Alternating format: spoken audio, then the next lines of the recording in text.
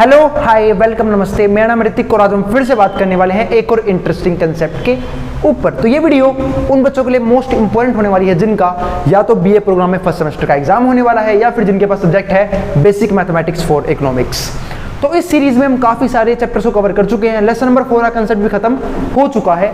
आज हम उस चैप्टर के ऊपर मतलब लेसन नंबर 4 के ऊपर कुछ क्वेश्चंस के ऊपर बात करने वाले हैं जो एग्जाम में हो सकता है आपको दिख जाए, ठीक है, और काफी इंपॉर्टेंट सवाल है। तो करते हैं फिर शुरू आज की क्लास। तो भाई अगर वीडियो पसंद आए तो वीडियो को लाइक करना और चैनल को सब्सक्राइब करना बिल्कुल मत भूलना, और उन बच्चों को शेयर भी कर देना जिन बच्चों का एग्जाम हो, ताकि उन्हें भी किसी भी कंसेप्ट में कोई भी दिक्कत ना रह जाए। तो फिर करते हैं शुरू।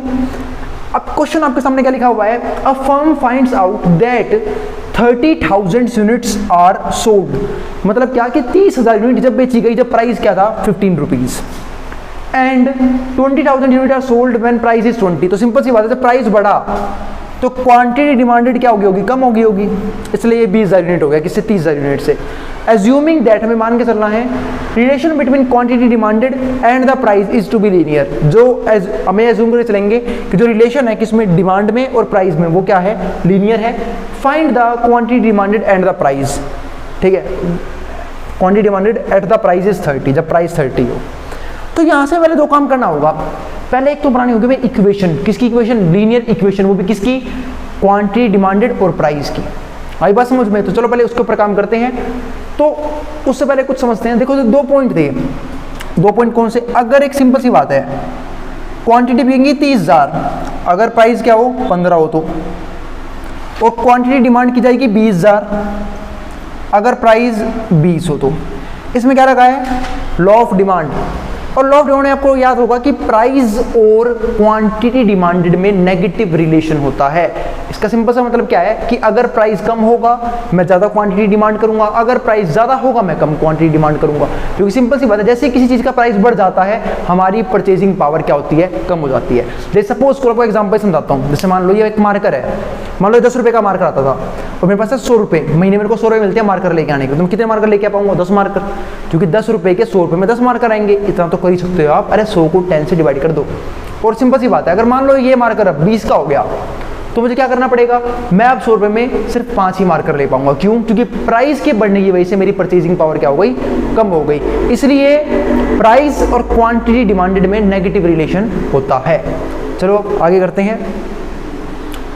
अभी हमारे पास दो पॉइंट आ गए, और आप लोगों को याद होगा पिछली वीडियो मैंने इसके डिफरेंट फॉर्म्स ऊपर बात करी थी इक्वेशन ऑफ लाइन के, कि अगर दो पॉइंट गिवन है तो मैं उससे लाइन की इक्वेशन निकाल सकता हूं। कैसे समझते हैं। तो रिक्वायर्ड इक्वेशन ऑफ लाइन, अगर दो पॉइंट गिवन हो तो एक पॉइंट को मान लेता हूं मैं x1 y1, दूसरा पॉइंट मान लेता हूं मैं x2 y2। तो फॉर्मूला क्या बनेगा, y माइनस y1 बराबर है m यानी कि स्लोप, और जब दो पॉइंट स्लोप कैसे आएगा, y2 माइनस में y1 अपॉन में x2 माइनस में x1, और नीचे क्या आएगा x मल्टीप्लाई में आएगा x माइनस में x1, ये आ गया। तो ये हमारे पास रिक्वायर्ड इक्वेशन ऑफ लाइन की फॉर्म। अब ये फॉर्म जिनको याद नहीं है तो भाई जाके आप आराम से पिछली वीडियो देख सकते हो, और कोशिश ये करो कि वीडियो को सीरीज वाइज देखो ताकि किसी भी चीज में दिक्कत ना रहे आपको। हो सकता है कंसेप्ट किसी और वीडियो में हो, क्वेश्चन किसी और वीडियो में हो, ठीक है, और अगर आपको कंसेप्ट नहीं आएगा तो क्वेश्चंस नहीं होंगे आपसे।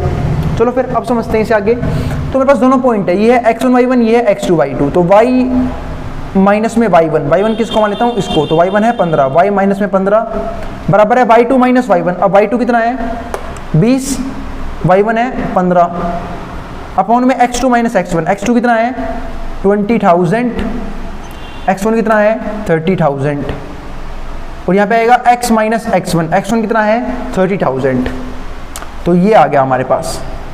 जब मैंने मल्टीप्लाई करना शुरू किया यहाँ पे आ गया y माइनस का 15 यूं का यूं, यहाँ पे क्या आएगा 20 में से 15 गए 5, नीचे आएगा 20,000 में से 30,000 गए, यानी कि छोटी में से बड़ी चीज माइनस हो रही है मेरे भाई, तो नेगेटिव का आंसर आएगा ना, क्योंकि देखो घटेगा तो वही 30,000 में से 20,000 तो कितना आया 10,000, बस सिंपल किसका आएगा माइनस का। अब यहाँ पे क्या है x माइनस 30,000। अब माइनस नीचे लगाओ चाहे ऊपर लगाओ फर्क नहीं पड़ता, 5 से कट रहा है 10 आएगा, 2 पे 2,000, ये रह गया माइनस का 1/2000। अब इसके अंदर मल्टीप्लाई कर दूंगा, y माइनस 15 यूं का यूं, जब अंदर मल्टीप्लाई करूंगा इसकी मल्टीप्लाई इससे भी होगी, इसकी इससे भी होगी, जब मैं इसकी इससे करूंगा तो आएगा माइनस का x/2000, जब मैं इसकी इससे करूँगा तो माइनस माइनस प्लस, ये आएगा 30,000 अपॉन में 2000। यहाँ तक किसी को दिक्कत नहीं होनी चाहिए। 3 0 से 3 0 कट गई, 2 से 30 कट गया 15 पे, है ना, 15 दूनी 30। अरे यूं समझ नहीं आया तो मेरे भाई देख, 2 के पहाड़ में 3 तो आता नहीं, 3 से कम क्या आता है 2, कितने पे 1 पे, क्या बच गया 1 रहेगा रिमाइंडर।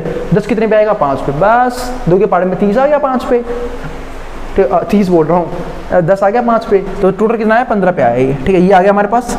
अब देखो y की वैल्यू क्या आएगी, 15 यहाँ पे माइनस में है, वहाँ से क्या हो जाएगा प्लस में, तो माइनस एक्स प्लस में 2000, यहाँ पे है 15 और ये 15 वहाँ जाएगा प्लस का हो जाएगा, 15 प्लस 15 कितने हो गए 30, ये 30 आ गया। तो ये बनी हमारे पास लीनियर इक्वेशन, यानी कि ये बन गया रिलेशन किसके बीच में, y जो हमारा क्या था इस केस में प्राइस, ये दोनों क्या है प्राइस को शो कर रहे हैं, तो y हमारा है प्राइस, x हमारा है QD क्वांटिटी डिमांडेड। तो बस जब प्राइस y होगा तो माइनस एक्स बाई 2000 प्लस में 15 प्लस 15, 15 प्लस 15 कितने होते हैं 30, ये होगी हमारी क्वांटिटी डिमांडेड। अब मैं यहाँ पुट कर दूंगा y की, अब हमें क्या बोला उसने लास्ट में, एक काम तो हो गया कि भाई हमने एज्यूम किया था कि जो भी रिलेशन है वो क्या है लीनियर है, हमने इक्वेशन बना ली है। फाइंड द क्वांटिटी डिमांडेड, हमें निकालना है QD यानी कि मैं समझू तो हमें x निकालना है और हमें p दे रखा है कितना, यानी कि हमें y दे रखा है 30, तो बस y की जगह यहाँ पे 30 पुट कर दो, यहाँ पे है माइनस का x बाई 2000, ये है प्लस में 30 यहाँ के माइनस का हो जाएगा, 30 में 30 के 0, माइनस का x बाई 2000, x की वैल्यू यहाँ से क्या आएगी माइनस 2000 आएगी, पर ध्यान रखना माइनस को क्या कर देंगे नेगलेक्ट, क्यों, क्योंकि x क्या है क्वांटिटी डिमांडेड, और क्वांटिटी डिमांडेड कभी भी नेगेटिव नहीं हो सकता, क्योंकि अब सिंपल सी बात है, अब माइनस में तो क्वांटिटी डिमांड करोगे नहीं, तो सिंपल सी बात है, जब प्राइस 30,000 हो गया, सॉरी जब प्राइस हमारा कितना हो गया यहाँ पे 30 हो गया, तो क्वांटिटी हमने और कम कर दी। देखो ध्यान से, जब प्राइस 15 था हम क्वांटिटी मांग रहे थे 30,000, जब प्राइस 20 हुआ हमने क्वांटिटी मांगी 20,000, लेकिन जब प्राइस 30 हो गया हमने क्वांटिटी और गिरा दी, कितनी कर दी सिर्फ 2,000। तो उम्मीद है इस क्वेश्चन को आपने समझ लिया होगा। मिलते हैं फिर अगले क्वेश्चन में साथ, अगले क्वेश्चन में इसी वीडियो में करेंगे, जिससे हम आई बात समझ में, ठीक है। तो जिसको अब जो उतारना है स्क्रीनशॉट लेना वो ले सकता है, ठीक है, फोटो खींच सकता है, मेरी नहीं बोर्ड की, ठीक है, ताकि किसी भी चीज़ में कोई भी दिक्कत ना रहे, ठीक है। फिर भी कोई दिक्कत रह जाए तो नीचे कमेंट बॉक्स में कमेंट कर सकते हैं। अब जिसको जो उतार ले, फिर हम बात करेंगे नेक्स्ट क्वेश्चन की।